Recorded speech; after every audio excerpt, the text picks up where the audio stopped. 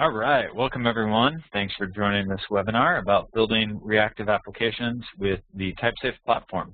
I'm James Ward. I'm a developer advocate at Typesafe. And today what I want to go through is how we build applications with the Typesafe platform, build reactive applications. So our agenda for today is to talk first about reactive applications, what that is, and then talk about the Typesafe platform and what that is. And then I'll show you how to get started. We'll walk through building an actual reactive application, and then we'll end with some Q&A. If you have any questions or problems during the webinar, feel free to post those in the chat window, and Laura will help you out with that. So with that, let's dive in. So software is becoming reactive. What that means is that we're embarking on a new way to build software, a new category for software. And the term that's emerging across a bunch of different ways to describe reactive is just the term reactive. There's terms like non-blocking, asynchronous, there's event-driven, and we feel that all these are kind of coalescing into one new software category called reactive. So reactive has four main tenets to it. First, it's interactive. That means that it reacts to users. It's also resilient, meaning it reacts to failure. It's scalable, so it reacts to load.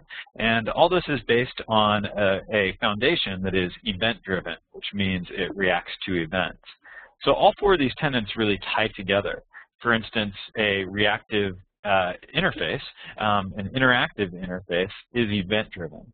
And it requires an event-driven foundation to be resilient and scalable. And so these are the four primary tenets of reactive software that are really changing the way that we build our software.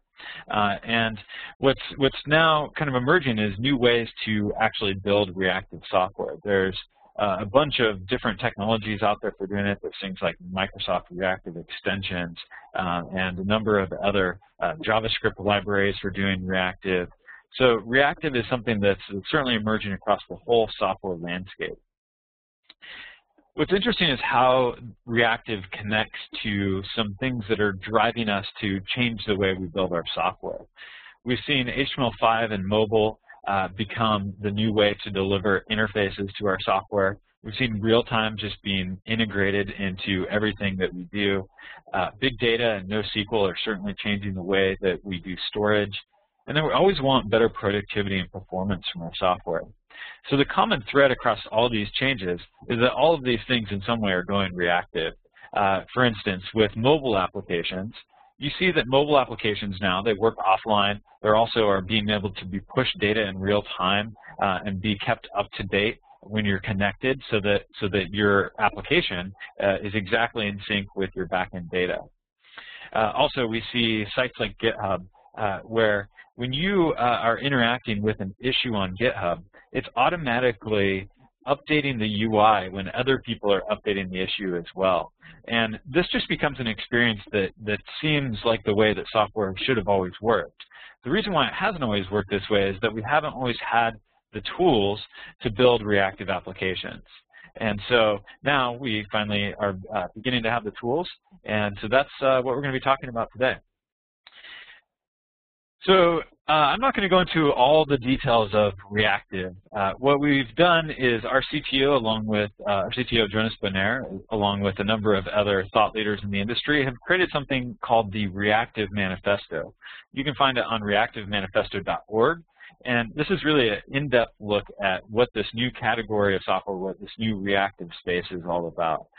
It's written in a technology agnostic way that could be applied to really any technology set. So I would really encourage you to go check out the Reactive Manifesto and sign it if you agree with it. We already have over 700 signatures there. So that's reactive. You're also going to see reactive weaved in throughout all the code that I'll show today. You'll see some of that, and then we'll actually dive into some of the details in a little bit on how you actually build reactive applications and the different ways that you actually implement reactive. So let's talk about the Typesafe platform and how that relates to building reactive applications. Typesafe has built a platform that really ultimately is for building reactive applications. So there's a number of pieces to the Typesafe platform, but before we get into those, one of the primary goals of the Typesafe platform is to provide the productivity of a Rails-like environment combined with the performance of a Java environment. And this is something that's always been a trade-off in the past. You could either choose to be productive but lose some performance, or you could choose performance and lose some productivity. And with the Typesafe platform, what we've done is make it so you don't have to have that trade-off. You can get the best of both worlds. Sounds kind of too good to be true, but you'll see in a little bit from my demos that it actually is true, and people are doing it today. So if you want to get started building applications, the path is that you want to go reactive and you want to build HTML5, mobile, real-time, big data, NoSQL. You want better productivity and performance. So there's some kind of driving force for you to want to go reactive. And then you'll create a new application. There's a number of different ways that you could do that, but we've created a tool called Typesafe Activator. It's currently in developer preview. And in Activator, there's a number of template applications that you can use to start learning about reactive, dive further into each of the technologies in the Typesafe platform. And so we'll use Typesafe Activator today so that you can see how to get started building applications. And then the tools that you build with are really the JDK ecosystem of tools.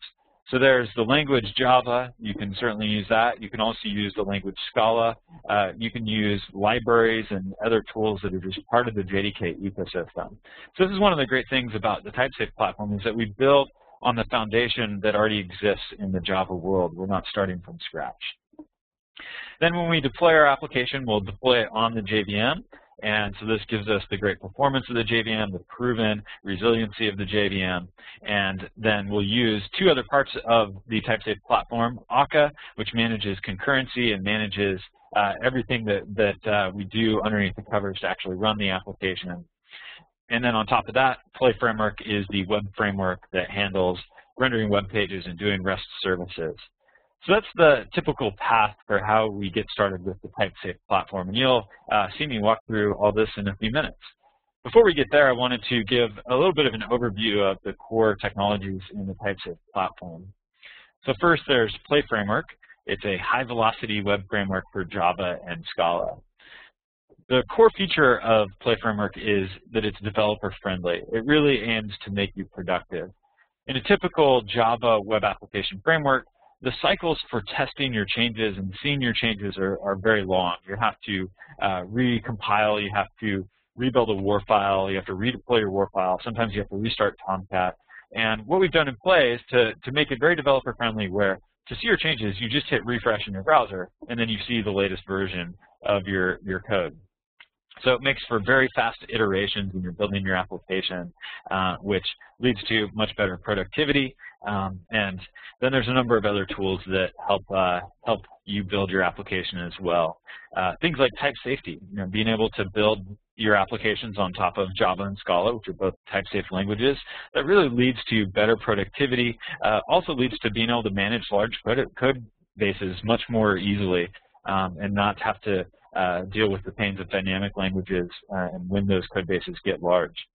Also, there's built-in testing tools, great support in IDEs with both Eclipse and IntelliJ.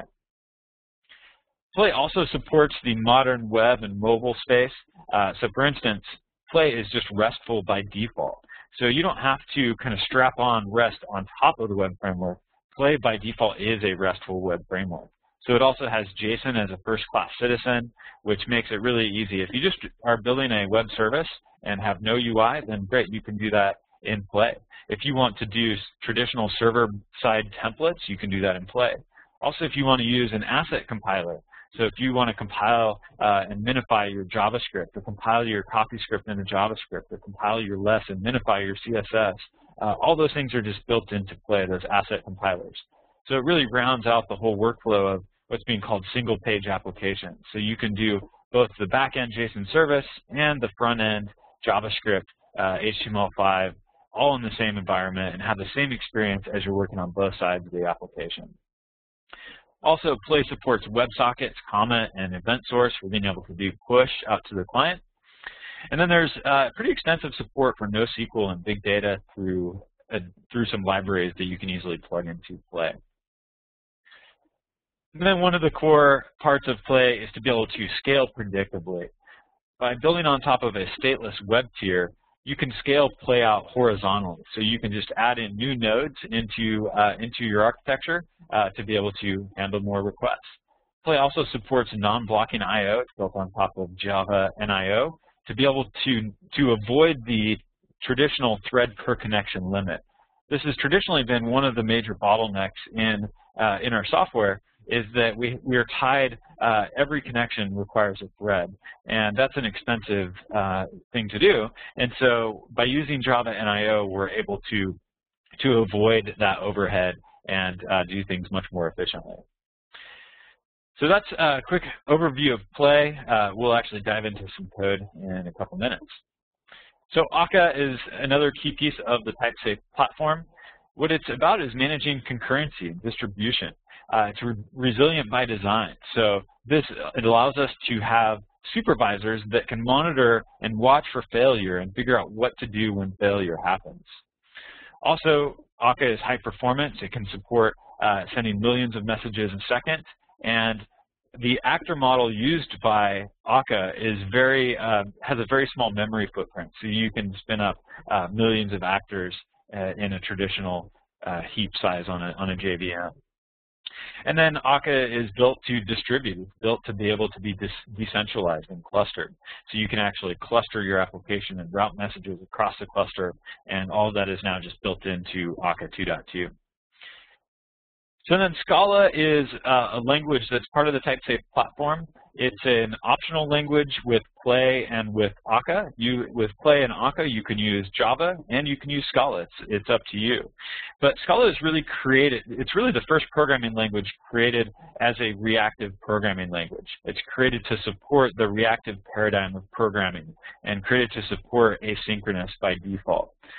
So there's a number of language features in Scala that make it a really productive language to write code in. Things like type inference means that you don't have to always be specifying your types all over the place. You let the compiler figure that stuff out.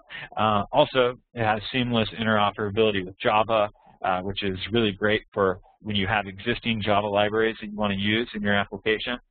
It has support for things like higher order functions and pattern matching and traits. There's really powerful language constructs that will make you a more productive developer when you're using Scala. So again, it's optional. I'm going to show both Java and Scala today. So that's the core of the Typesafe platform. I want to go through some of the tools that really round out this the tool chain as you're building out reactive applications with the Typesafe platform, and show you how we integrate with other tools in the ecosystem. So first, Eclipse has a plugin for Scala and for Play. IntelliJ has the same. But our language and our platform works really well with just plain old text editors also. So if you're using Sublime Text or some other regular text editor, VI is my personal favorite, then the Typesafe platform will work great in that environment. I'll show you how you can see error messages in the browser and not have to have an IDE tell you about your errors, which makes you productive no matter which coding environment you choose. For testing support, it's really all the normal testing tools that you have in the Java ecosystem. So JUnit is the really typical one, but then in the Scala space, there's Scala Test and Spex2. There's great performance testing tools like Gatling. And so really anything that you have in the Java ecosystem is available to you. For build infrastructure, we use SBT as the primary build tool, but there's also some support for Maven and Gradle if you're doing Scala and Akka as well. And then, of course, we support running continuous integration in Jenkins and Bamboo and even Travis CI. So the normal workflows that you have for doing TDD, for doing CI, for doing continuous delivery, all those are supported in the Typesafe platform. For deployment, we take a bit different route with Play than you may be used to. We use a containerless deployment model. The reason for that is that it really supports the continuous delivery model that most people are moving towards. And so what that means is that to actually run your Play application in production, you don't have to deploy into a container and deal with that whole cumbersome process. You just take your Play application, you copy it to a server, and then start it up, and that's it. This is the traditional way that everyone outside of the Java ecosystem manages their deployment, and so that's the way we do it in Play. We feel that it really leads to higher productivity, much easier way to do like canary deployments and rolling upgrades and schema evolutions, those sorts of things. So, and it's of course supported on all sorts of different cloud providers and many different infrastructure providers. So if you are using Amazon Web Services, that's great. Play works really well with that. You just copy up a zip file or create an image with your favorite tool for doing that, and then do your deployment and scale up your number of instances. So that's how we do deployment with Play. With Akka and Scala, you could, of course, fit those into whichever model you want to use for how you do your deployment. Play includes Akka, so if you're doing Play with Akka, then your deployment would be the Play containerless way. So then for monitoring, there's a number of third-party tools that support the Typesafe platform. Also, the Typesafe console is a tool for monitoring your actor systems in Akka. And then tools like New Relic, Taka-P, and App Dynamics all have support for Scala, for Play, for Akka as well for doing monitoring. So I wanted to point that out just to give you an idea of the ecosystem around the Typesafe platform. If you're already in the Java ecosystem, it should be very familiar to you. It's not a whole new world. We're just building really on top of the tools that have been there and have evolved over the last 15 years or so. So with that overview of the Typesafe platform and Reactive, I want to actually dive in and show you a reactive application, show you how to get started building a reactive application. So as I said, Typesafe Activator is really the easiest way to get started and go reactive. And so what you'll do is you'll just go to typesafe.com, you'll click Get Started, and then you can download Typesafe Activator, and then you can create a new application. Activator is a local running web application, so instead of running it in the cloud, you run it locally on your own machine. So most developers are more comfortable with having their code on their machines, and so that's the model that we support today. So let me actually just go start up Activator so you can see how this works. So I've downloaded the Activator zip file and extracted it to my hard drive, and now I can just launch Activator. Of course, this works on Windows, Mac, and Linux. And what it will do is start up a local web application, of course, built with Play and Akka and Scala. And then here I am in my browser. Now this is the Activator UI. So I can either choose to open an existing application or I can create a new application. If I choose to create a new application, I can choose from a number of different template applications to start with. So there's the default kind of out-of-the-box template applications. One of these is Reactive Stocks. That's what I'm going to use today. But then you can also browse a number of other templates. The community has been contributing templates as well, so there's some templates in here from us and some templates from the community. So let's select the Reactive Stocks application. It'll give me a default name for my application and a default location. I'm going to change the location to be on my desktop instead of in my home directory, and then I'll hit Create. So now this launches me into the app management screen for the Reactive Stocks application. There's a number of things that we can do once we get into the app management screen. The first that you may want to explore is the tutorial. Every one of the templates in Activator comes with a tutorial that will walk you through the code. It'll walk you through the different parts of the application and how it works. So you can just step through the tutorial. This one will tell you about the Reactive Manifesto and reactive push and reactive pull and all sorts of different aspects. So you can read that on your own. It's a great way to learn about building reactive applications. But I want to walk you through a bunch of this stuff live. So first, let's go to the Code tab. So in the Code tab in Activator is where we can browse through the code for this application. So as you can see, Activator is just this web-based interface for being able to browse my application. We also can see the compile, run, and test output of the application. And so in here, we can start to look at some of the codes. If I go into App and Actors and go take a look at the user-actor.java, we can see the code right in my browser. I can also edit the code right in my browser. But most users who have gone beyond the learning part will probably opt to actually open this up into IntelliJ or Eclipse, and that will actually generate the project files for your IDE and then allow you to open up the project in your IDE and work in it that way. Most of the time when I'm working on an application, what I'll do is I'll be in my IDE editing code, but I'll leave Activator running so that I get the nice compile, run, and test output here. So one of the things that Activator will do is whenever you make a change to the code and save a file, it'll automatically recompile the application and then deploy the application essentially, and then rerun the application's tests. So let's go step through the other parts of the Activator UI. First, there's compile. So compile is just the compiler output from this application. So this is where you would see compile errors for the application, that sort of thing. And then the Run tab is where I can see the output from running the application. If I'm running a server application, then of course it's going to be listening on a port. And so I can now go open up this application. So now this is the actual reactive stocks application, the play application that was created from that template. So the reactive stocks application now, it's also running locally. And now I'm seeing in here the reactive stocks app. What the reactive stocks app is pushing simulated stock data from the server down to the client through a WebSocket. So I can see this data streaming out in real time to the client being rendered in a chart. I can also, that's showing reactive push, and we'll get into more details on that in a minute.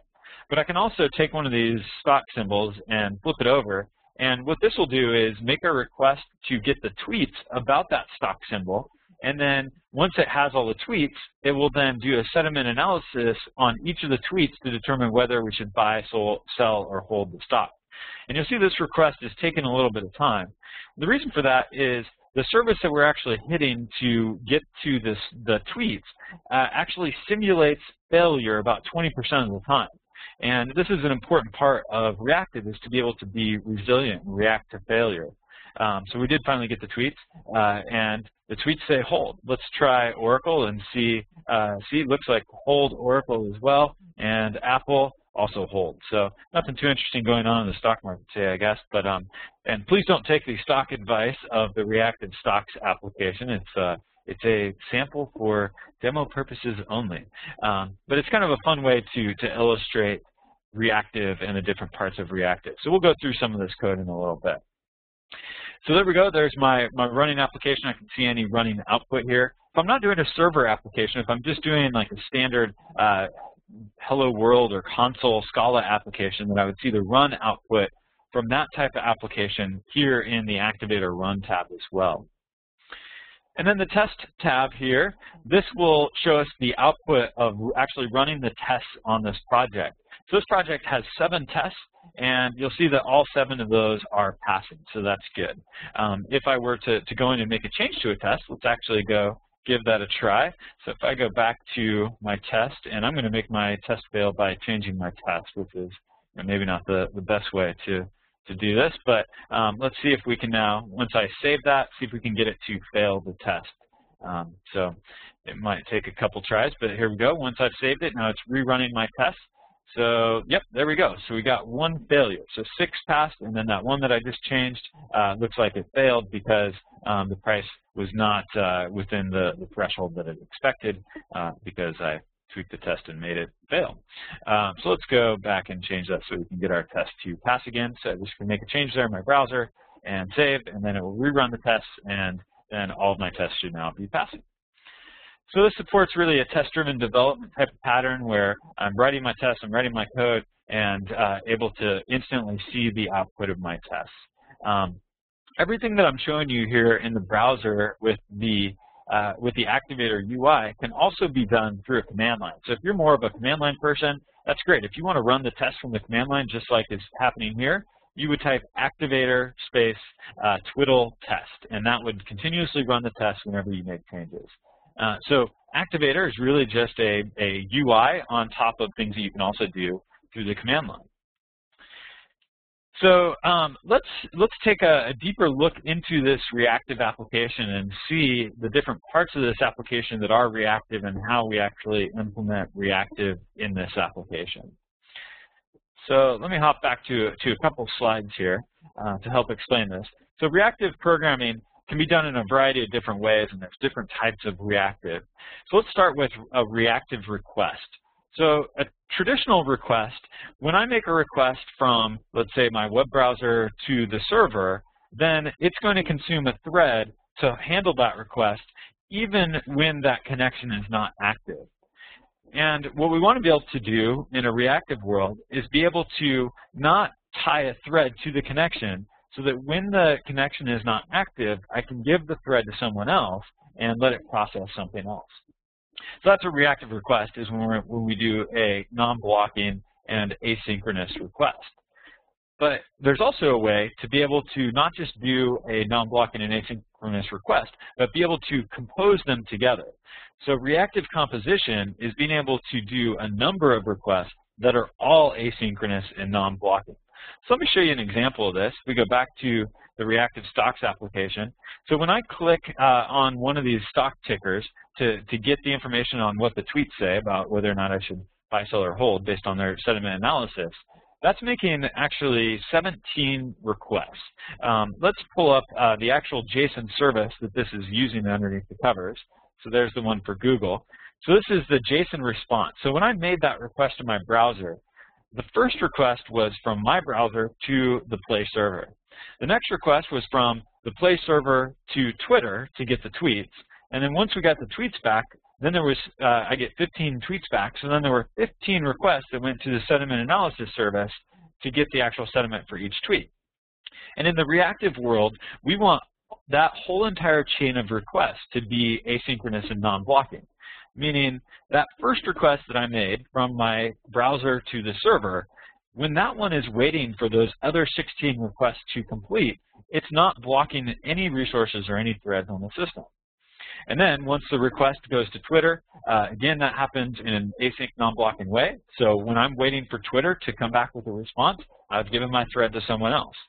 So we get the tweets back, and now we make 15 requests concurrently to the sentiment analysis service, and each of those are now asynchronous and non-blocking. And as soon as all 15 of those finish, then we get another thread back and can send the response back out to the end user. So that's reactive composition. Let me show you how we actually build reactive composition in this application. So this is a Play application. And one of the things that we do in Play is we define the routes that we want our application to handle. So this application, as you may have noticed, the URL is /sentiment/ and then the stock ticker. So in Play, we configure in the conf routes file a mapping between an HTTP verb, an HTTP path, and then the controller that's going to handle that request. So in this case, a GET request to /sentiment/ and then some stock symbol. It's going to be handled by controllers.stocksentiment.get, the get method there, and pass it that symbol. You also see there's a number of other routes defined in here. So that's great. We have our routing defined. Let me show you one of the really cool things about Play. So everything in Play that can be compiled is compiled. So that's true for the Java and Scala source code, of course, but that's also true for JavaScript and CoffeeScript and less. It's also true for the routes file. It's true for server-side templates. We try to use type safety everywhere to make the compiler do as much work for us as possible. So let me show you an example. If I come in here and I make a typo in my routes file and I save this routes file, you'll see that now the compile tab is telling me, hey, you got to compile that. I can also, in my browser, hit refresh, and Play will show me that error here in the browser. So this is how you don't necessarily need an IDE to do development with Play. You can just see these errors. The errors are nice, pretty printed errors where it'll show you exactly the line number that the error is on and error message. And so in this case, it's saying, hey, stock sentiment, that doesn't exist. So so that's great. We get those error messages. And we will get these error messages in here no matter which compilation error has caused it. So whether whether you have a compilation error in your Java or your Scala or your server-side template or your CoffeeScript or your JavaScript, any of those errors you'll see displayed here in the browser. Of course, we don't want these code and other things like this to leak out when we're in production. So you only see these compilation errors in the browser when you're running in development mode. When you run in production mode, you'll no longer see these error messages in your browser. So you don't have to worry about the potential security leaks there. Let's go fix that and save. So you'll also notice that anytime I make a change that needs to be recompiled, as soon as I save the file, it's automatically recompiling that, and all I have to do is hit refresh in my browser, and we'll then see that change. The routes file changes take a little bit of time to recompile because there's a lot of kind of work going on with the routes file to generate reverse routing information and JavaScript routing information and all sorts of other things. But once this compile finishes, then there we go, we see that request complete. So all we have to do is hit refresh in our browser, and we see the changes immediately. And this is true for any code changes, anything that gets compiled. You don't have to think about rebuilding WAR files and redeploying them and restarting Tomcat. You just hit refresh in your browser. Okay, so that's the routes file. One other thing to mention about the routes file is that in the routes file, you define the forward mapping of routing information.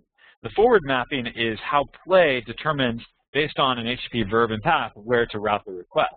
But oftentimes in your application, you need to reference URLs. So for instance, if you want to do a redirect in your application, you need to have some way to get the URL to that redirect. Or if you want to look up the URL to a JavaScript file or something, some static asset, you could hard code those URLs into your application. I've done this in the past, where I'll have strings all over my application that contain routing information. The problem with having strings containing this routing information is that it's not type safe. What Play does is when it compiles the routes file, it compiles it also into a reverse routing table. So then in my application code, if I want to look up the route to something, I will use the compiled type-safe reverse router, so that then if I decide to change my route, the reverse routing table is going to be recompiled automatically, and automatically throughout my application, the new routes will be used, and I won't have to worry about bugs that are caused by missing a route refactoring in some string somewhere. Okay, so that's the route syntax. Let's take a look now at the actual controller that's handling this request. So this is in app controllers. App is the main source directory for my Java, Scala, CoffeeScript, and less source code. And then there's the stock sediment.scala file. So this is the file that's actually handling that request. So you'll see that I have a get method defined here. And of course, I could write these controllers in both Java and in Scala. This one is in Scala. So let me show you how we're actually doing the reactive composition for this stock sediment service. First, we create an action, and an action is something that's responsible for producing a result back to the browser. The result that we're producing in this case, if everything goes okay, is an OK, which means a status code 200. So this is how we, one of the ways that Play really exposes the RESTful nature of the web to the developer. It's not trying to hide the response status codes from the user. It's really trying to expose those so that you have really the RESTful style pattern on top of all this. So then I'm creating this action that's producing a result, and part of this action is an async block. And this async block is how I get to the reactive nature of this request. So an async block says that this block of code contained in the async block, it's not actually going to return a response. It's going to return a future of a response. And the future is the way that we don't block the execution here in this method. So this method will actually execute in probably nanoseconds and return this future of a response. And then that future of a response is the handle that will then be fulfilled with either a result or an error. And so let's follow first the result case. So what I'm doing is some composition here with Scala's for expression, where I'm going out and fetching the tweets. So I go get the tweets. And again, can't really tell here, but this get tweets, actually we could, let's scroll up. Get tweets is returning a future of a response. So again, non-blocking, asynchronous here. And then once we get the tweets, then I'm going to load the sediments for each tweet, which returns a bunch of futures. So there's a future for each of those requests to the sediment analysis service. And then I sequence together all of those futures, meaning I'm going to return one future that aggregates together all those futures. So that's my future that I will essentially put a handle on and say, all right, when this future has a value, when the future has been fulfilled by all those responses coming back, then I'm going to yield something And what I yield is, first I need to look at the sediments and compose up a result which determines, hey, is the sediment negative, neutral, or positive? And then I turn that into JSON, and then I output that JSON there out to the browser, and that's exactly what we're seeing here. But this whole block actually returns a future of a response. So that's how this whole thing becomes asynchronous and non-blocking throughout the entire chain. So whenever there's something in a wait state waiting for the other side to respond, we take that thread and we give it to somebody else so that we can do something else with it. And then futures also have a concept of being able to deal with failure. React to failure, that's one of the core tenets of reactive programming. And so in this case, what I'm doing is I'm attaching this recover with to the future. And this is attaching to the kind of outermost future, the future that's aggregating everything together. I could also attach recovery, being able to handle the failure. I could attach that to any part of the future chain. In this instance, I'm just waiting for any failure to bubble up to that high-level future, and then I'm handling it. And you'll see that what I'm doing in the case of a failure is I'm sending an internal server error and then creating some JSON to return that. So that's one of the ways that we can deal with failure in this async and non-blocking world. So that's reactive composition. That's being able to take a number of reactive requests, so async and non-blocking requests, and compose them together into a whole entire chain that the whole thing is now asynchronous and non-blocking. It's reactive. That's one example of reactive. Let's move on to the next one. So the next one is reactive push. So in a traditional model, most of us haven't done real-time push in our web applications because it traditionally has been a thread per connection barrier, which means that if we have a thread per connection, let's say we allocate maybe 200 threads to our web application, that means that per server we could get 200 users. That obviously is not a good way to go, will not scale for most use cases. And so the reactive push model is where we take the asynchronous and non-blocking I/O and we apply that to streaming data.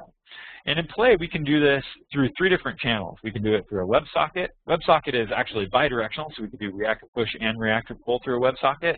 And then for just reactive push, we could also use comment and server-sent events as well. But it's the same programming model. It's the same way to do asynchronous programming, event-driven programming here. So let's take a look at some of the code for how we do that. So first, let's go back to our routes file to see where we set up the WebSocket. So WebSocket is set up just through a GET request and then it upgrades it. Play has built-in support for a WebSocket. So I'm saying handle a GET connection to /listen/ some UUID and then call this listen method.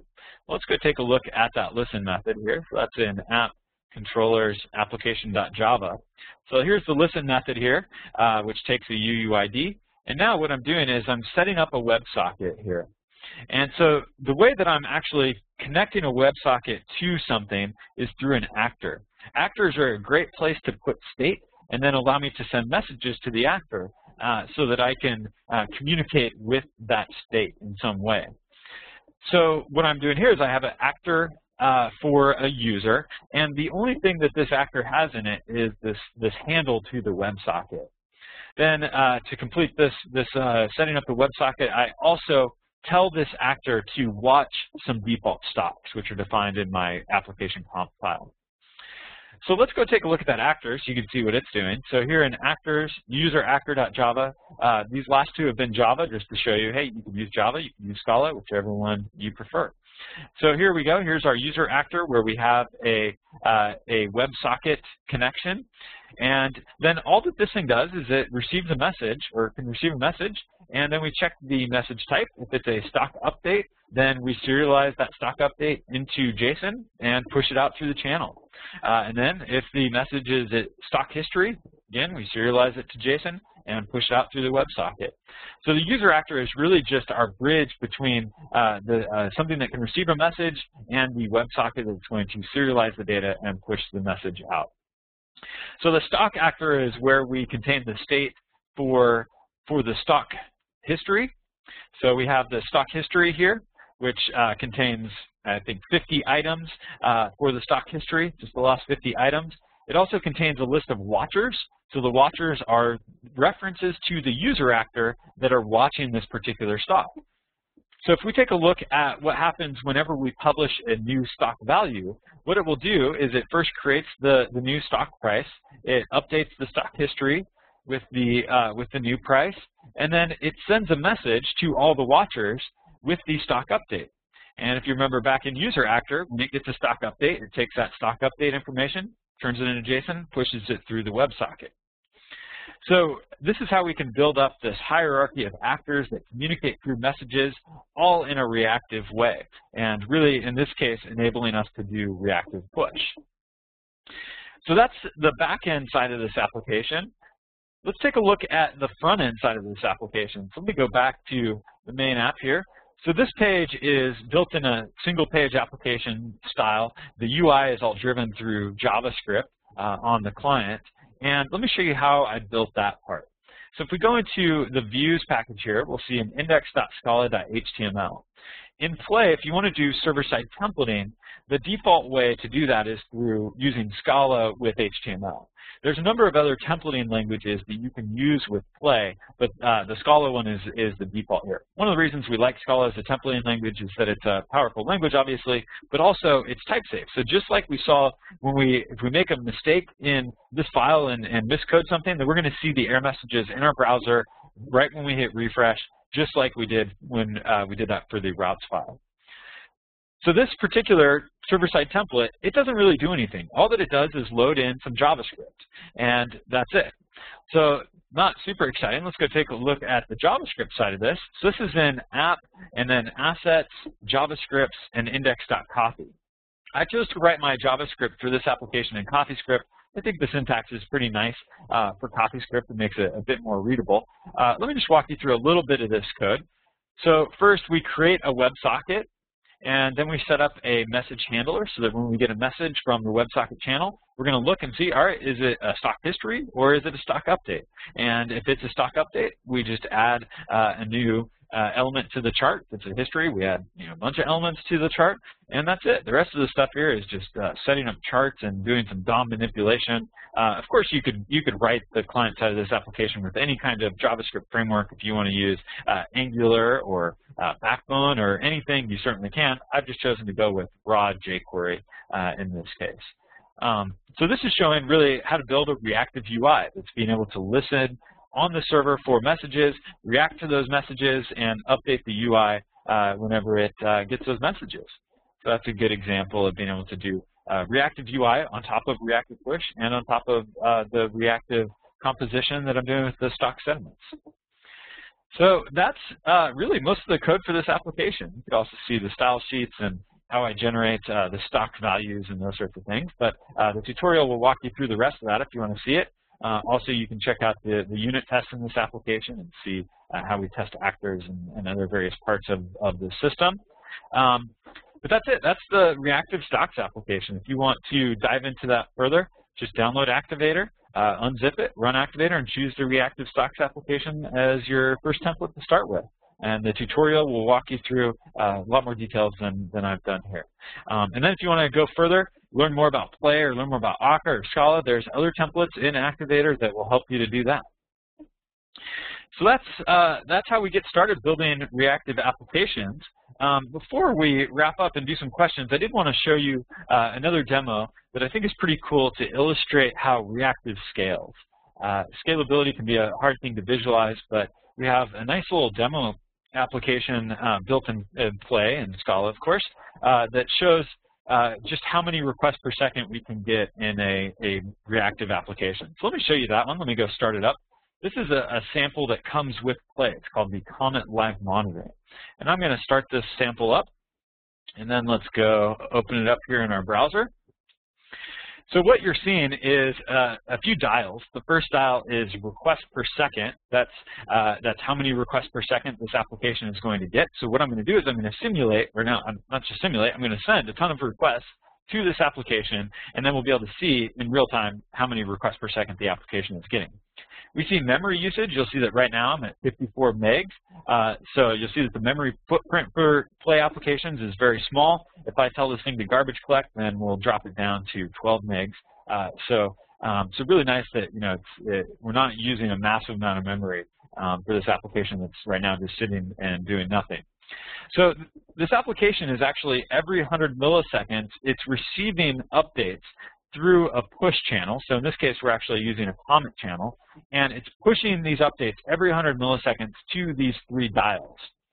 So we're getting these messages pushed out. Even right now, we're getting messages pushed out to update the request per second memory and CPU. So right now, not a whole lot going on here. So let's go simulate, or let's go send a bunch of requests. So I'm going to just run this little load test with Apache Bench. I'm going to send 1 million requests to this application.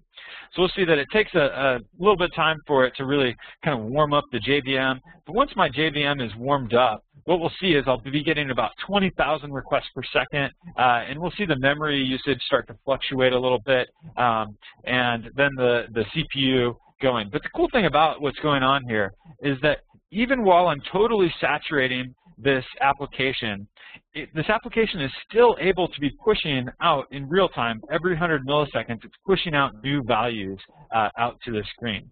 So while I've totally saturated the application, it still is a reactive application that isn't totally crippled under the load and is able to really be able to create a responsive and reactive UI even while there's a ton of load being sent to this application.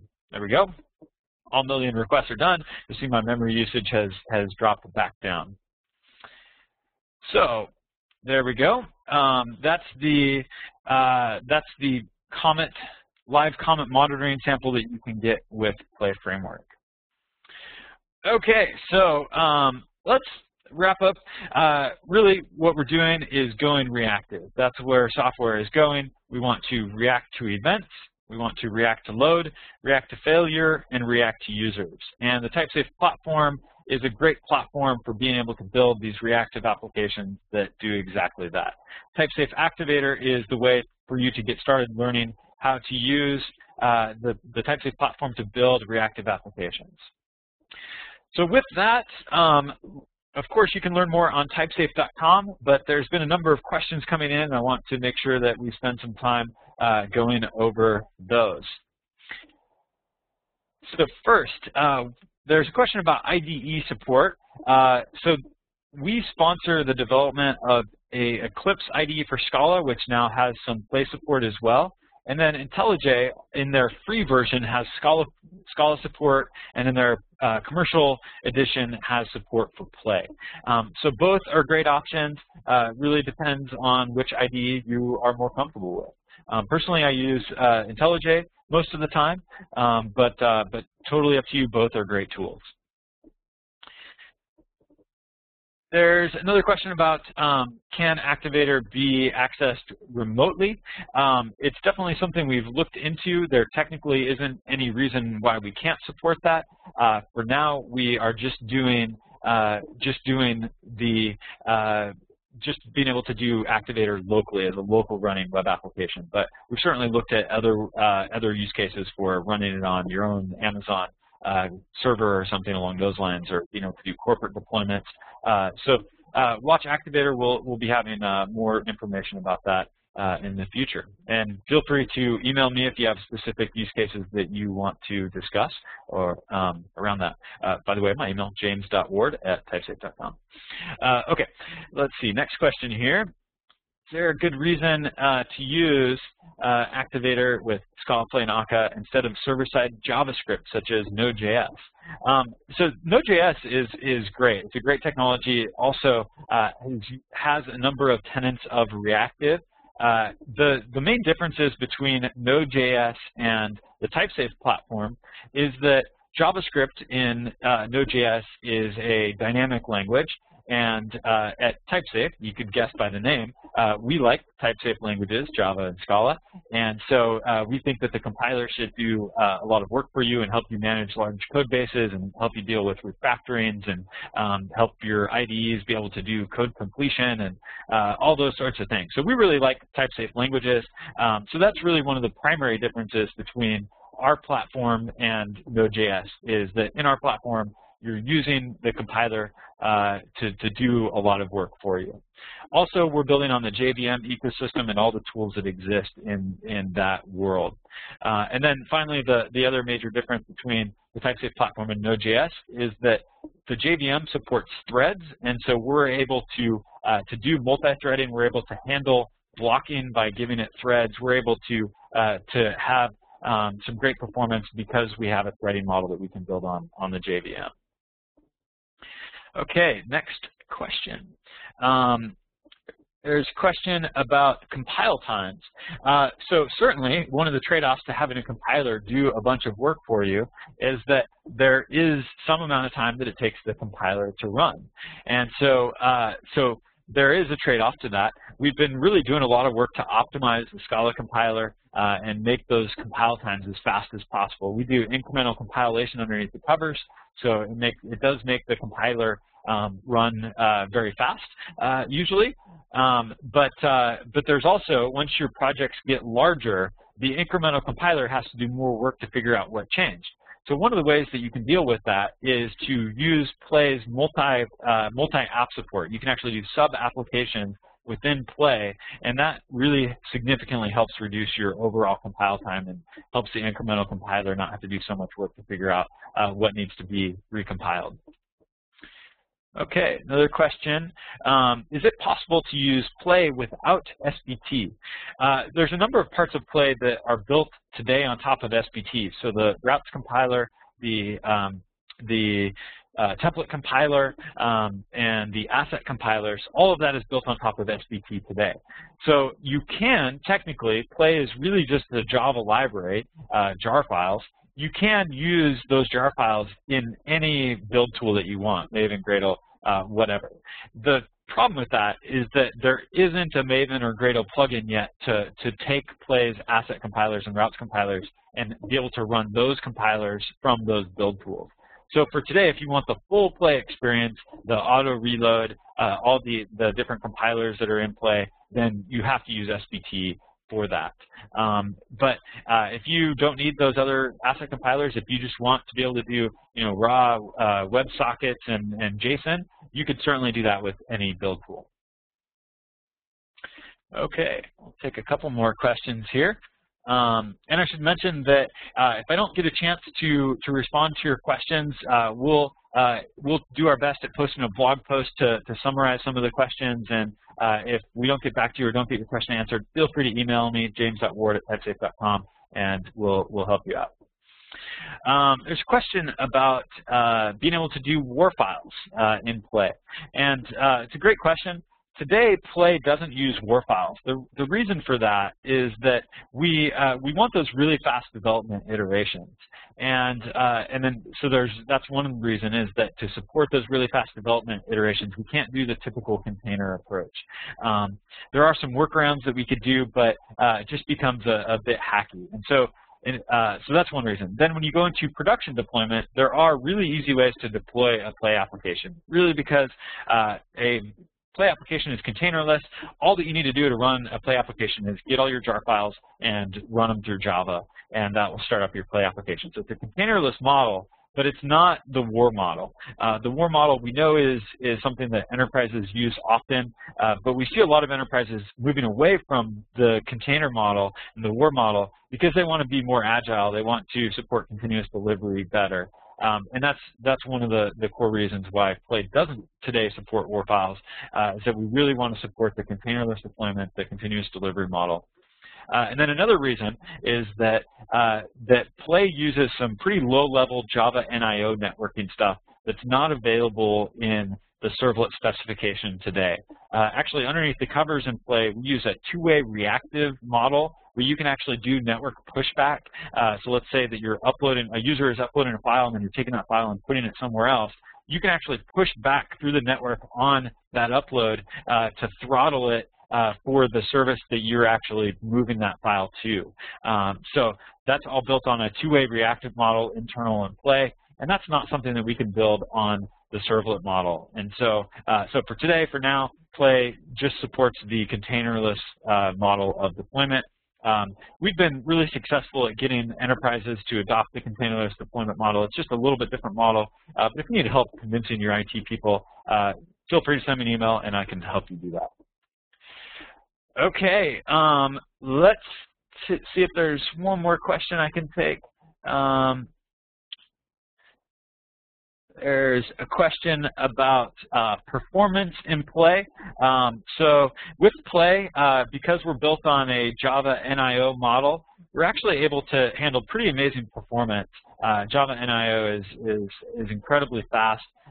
There are some benchmarks that came out recently where if you look at full stack web frameworks, meaning a web framework that has everything you need all the way from persistence to out to the JavaScript end, really an end-to-end web framework. If you look at performance for those, Play did very well in those. We have customers like Clout who are doing 1 billion transactions a day through their Play REST APIs. So we've had some really good use cases. The case studies on Typesafe.com go into some of the details on our customers that have been successful with really high performance, high throughput Play applications. So performance with Play has been great. Unfortunately, we're out of time. I'm sorry if I didn't get to your questions, but we'll do the best we can to get those answered through the Typesafe blog or through email if you email me. Really appreciate you coming. We will be posting this webinar recording on the Typesafe blog and on the Typesafe website so that you can send it to your friends and colleagues. But I hope you learned something. Thank you so much for attending, and hopefully hear from you soon. Bye.